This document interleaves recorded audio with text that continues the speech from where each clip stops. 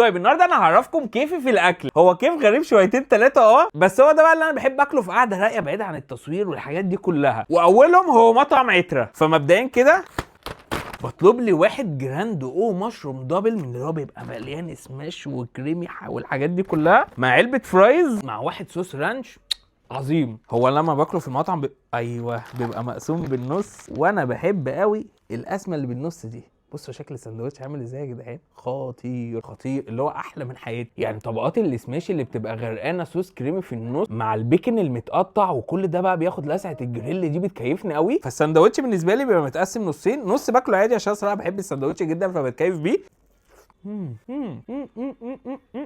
طعم الجبنه الكريمي اللي في القلب اللي بيستخدمه محترم قوي، مع بقى ايه شويه فرايز من اللي بتبقى الملحمه دي بتاعت عترة.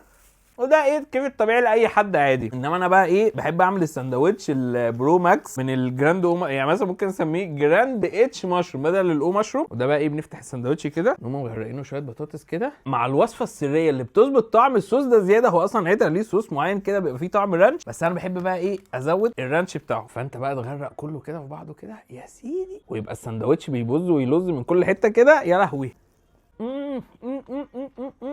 كمية لغوصة مش طبيعية. بس هذا هو ذوقي في الاكل جدا جدا جدا.